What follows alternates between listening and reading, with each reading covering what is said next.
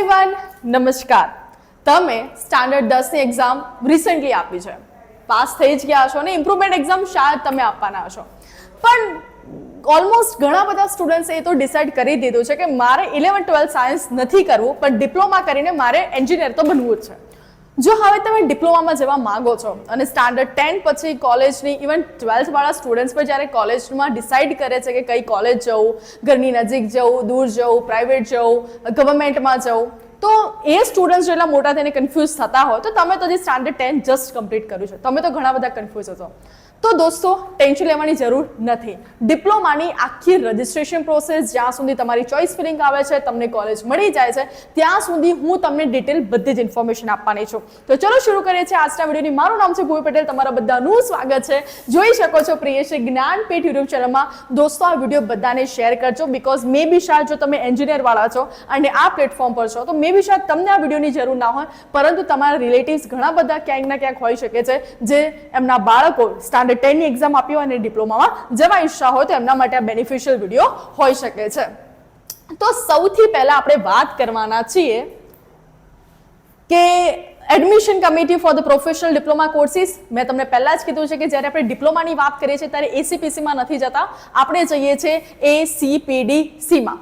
25 અને 26 નો proper new criteria આવી ગયો છે, જ્યાં હું તમને આજે એક્સપ્લેન કરવાની છું કે તમારા માટે કેટલી ગવર્મેન્ટ કોલેજ અવેલેબલ છે. સૌથી પહેલા તો જો ગવર્મેન્ટ કોલેજની વાત કરીએ તો ગર્લ્સ માટે ઓબ્વિયસલી થોડા આપણે ગવર્મેન્ટના જે લોકો છે આપણા માટે થોડા દિલદાર છે. ગવર્મેન્ટમાં જો એડમિશન લે છે ગર્લ તો એની ફીસ છે ₹0 અને ફોર બોય તો તમારે ₹1000 પે કરવાના રહેશે. તો હું મસ્ટ સેલિબ્રેટ ટોપ 10 અથવા તો ટોપ 15 જે ડિપ્લોમા માટેની બેસ્ટ ગવર્મેન્ટ કોલેજ છે એના રિગાર્ડિંગ હું આજે વાત કરવાની છું, જેમાં ફર્સ્ટ છે અમદાવાદમાં આવેલી છે government polytechnic for girls Ahmedabad, right. એ ખાલી ને ખાલી hostel facility available for girls માટે જ છે. બીજી વાત કરીએ ગવર્મેન્ટ પોલિટેકનિક અમદાવાદ, એ પણ ગર્લ્સમાં છે, ગુજરાત ટેકનોલોજીકલ મતલબ જીટીયુ ની અંદર આવે છે. નેક્સ્ટ છે આરસી ટેકનિકલ ઇન્સ્ટિટ્યૂટ અમદાવાદ, અમદાવાદમાં આવેલી છે, જીટીયુ ની અંદર આવે છે, અને બોયઝ અને ગર્લ્સ બધી ફેસિલિટી ત્યાં અવેલેબલ છે.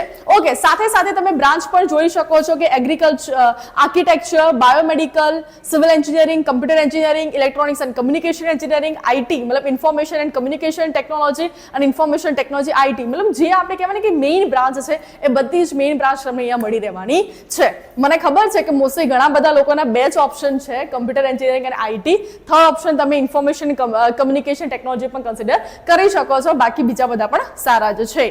નેક્સ્ટ આપણે વાત કરીએ doctor J N. Mehta government polytechnic Amreli. સૌથી પહેલા તો તમારે એ જોવાનું છે કે તમે જસ્ટ હમણાં જ રિસન્ટલી 10th કમ્પ્લીટ કર્યું છે, અને જો તમે દૂરની કોલેજ ફાઇન્ડ આઉટ કરશો તો ત્યાં હોસ્ટેલમાં રહેવું, હોસ્ટેલમાં ફાવશે કે નહીં ફાવે, ખાવાનું ફાવશે કે નહીં ફાવે, તો 10th પછી તમે ડિપ્લોમા કરવા ઈચ્છો છો તો મેક શ્યોર ઘરની નજીકવાળી જ કોલેજમાં કરજો. હા, ડિપ્લોમા પછી તમે એન્જિનિયરિંગ મતલબ ડિગ્રી કરવા માટે તમે તમારા ઘરેથી થોડા દૂર જઈ શકો છો.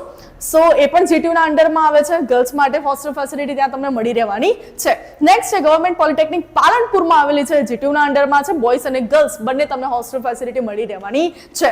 નેક્સ્ટ વાત કરીએ ભરૂચમાં આવેલી છે, હોસ્ટેલ ફેસિલિટી ત્યાં અવેલેબલ નથી. નેક્સ્ટ છે ભાવનગરમાં આવેલી છે, બોયઝ અને ગર્લ્સની ફેસિલિટી અવેલેબલ છે, હોસ્ટેલ ફેસિલિટી.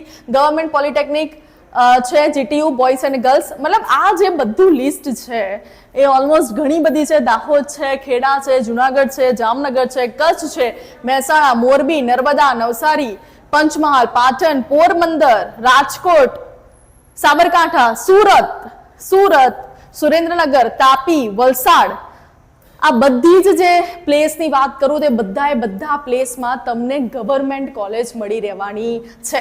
અને બધા જ આપણે આ સિટીની હું વાત કરું તેના નજીકમાં જ આપણે રહેતા હોઈશું, તો બને ત્યાં સુધી જો તમને પહેલા તો એ ખબર હોવી જોઈએ કે જો તમે ડિપ્લોમામાં જવા માંગો છો તો તમારા 10thના કયા માર્ક્સ કન્સિડર થવાના છે. બેઝિક મેથ્સ અથવા તો સ્ટાન્ડર્ડ મેથ્સ જે આપ્યું છે, ઇંગ્લિશ અને સાયન્સ તમામ 300 માંથી તમારા માર્ક્સ કન્સિડર થવાના છે.